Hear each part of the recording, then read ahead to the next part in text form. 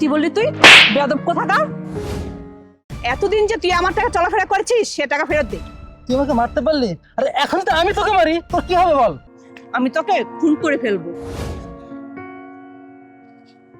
ব্যথা পেয়েছো বাবু? পুষি, আই পুষি,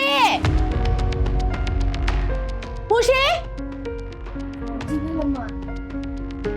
কি রে, সে কতক্ষণ ধরে তোকে আমি ডাকতেছি, তুই দুই কানে শুনতে পারস না? হ্যাঁ, তোর কানে কি চড় পড়েছে নাকি? খালাম্মা আপনি তো থাপড়ায় কানে চড় ফেলাইছেন, এখন আমি কানে কম শুনি।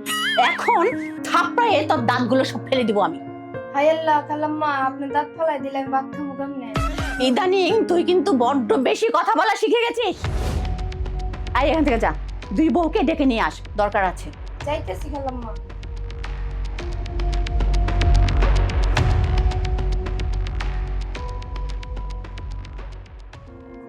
কিন্তু ভাইয়া, বাবা তো সেই এখনো আগের চিন্তা ভাবনা নিয়ে বসে আছে। এইভাবে চিন্তা ভাবনা করলে তো ব্যবসার উন্নতি হবে না। আমি একটা ব্যাপার বুঝলাম না, তুই এটা নিয়ে এত চিন্তা করছিস কেন? হ্যাঁ, আমাদের কাছে অনেক রকমের বিজনেস আইডিয়া আছে, আমরা রাতারাতি হাজার হাজার কোটি টাকার মালিক হয়ে যাবো, চিন্তা করিস না তো। আর ওই যে ম্যানেজার, যাকে নিয়ে তোর এত টেনশন,